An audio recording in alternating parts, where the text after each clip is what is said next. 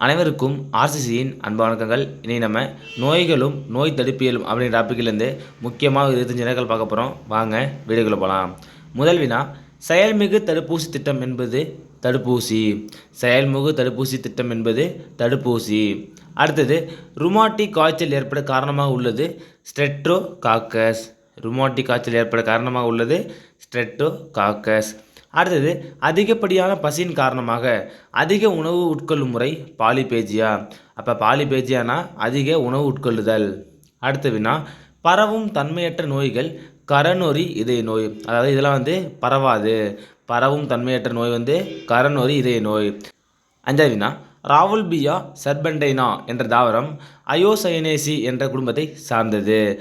அடுத்த வினா, சொரியாசிஸ் நோயை குணப்படுத்துவது எதுனா சர்ப்பகாந்தி. சொரியாசிஸ் நோயை குணப்படுத்துவது பயன்படுவது சர்ப்பகாந்தி. அடுத்த வினா, இரத்தத்தை சுத்திகரிப்பது எதுனா பூண்டு. இரத்தத்தை சுத்திகரிப்பது எதுனா பூண்டு. அடுத்த வினா, பல்வலிக்கு சிறந்த மருந்தாக பயன்படுவதுனா கிராம்பு தைலம்.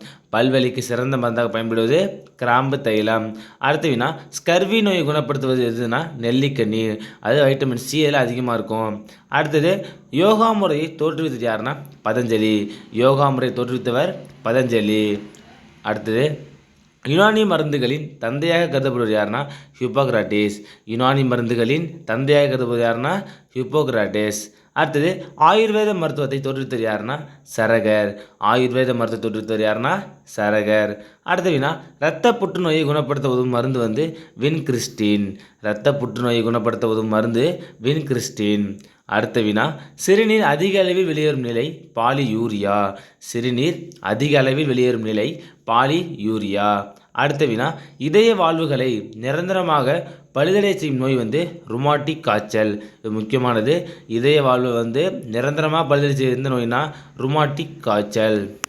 அடுத்தது, மராஸ்மஸ் நோய் உண்டாக காரணம் எதுனா கார்போஹைட்ரேட் குறைவாக இருந்துச்சுன்னா உங்களுக்கு மராஸ்மஸ் நோய் உண்டாகும். அடுத்தது, குவாஷியக்கர் என்பது புரத குறைபாட்டு நோய். குவாஷியக்கர் என்பது புரத குறைபாட்டு நோய். அடுத்த வினா, கணையத்தில் உள்ள பீட்டா செல்கள் சுரக்கும் ஹார்மோன் இன்சுலின். கணையத்தில் உள்ள பீட்டா செல் என்ன ஹார்மோன் சுரக்கும்னா இன்சுலின். அடுத்தது, தேசிய ஆயுர்வேத கழகம் எங்கு நிறுவப்பட்டுள்ளதுன்னா ஜெய்ப்பூர்.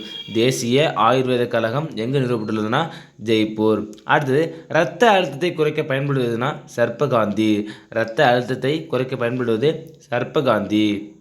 பிளாஸ்மோடியம் ஒட்டுண்ணி உண்டாக்கும் நோய் மலேரியா. பிளாஸ்மோடியம் ஒட்டுண்ணி உண்டாக்கும் நோய் மலேரியா. 22வது, எலிசா பரிசோதனை பரிசோதிக்கப்படும் எந்த நோய்னா எய்ட்ஸ். எலிசா எய்ட்ஸ் நோய் பரிசோதிக்க பயன்படுகிறது. உறுதிப்படுத்த வெஸ்டர்ன் பிளான்ட். அடுத்தது, எய்ட்ஸ் நோயின் உறுதி செய்யும் சோதனை வெஸ்டர்ன் பிளான்ட் சோதனை. அடுத்தது, நாய்க்கடியினால் உண்டாகும் நோய் ரேபீஸ். நாய்க்கடியினால் உண்டாகும் நோய் ரேபீஸ். 25வது, மஞ்சள் காமாலை நோயால் உடலில் பாதிக்கப்படும் உறுப்பு கல்லீரல். மஞ்சள் காமாலை நோயால் உடலில் பாதிக்கப்படும் உறுப்பு கல்லீரல்.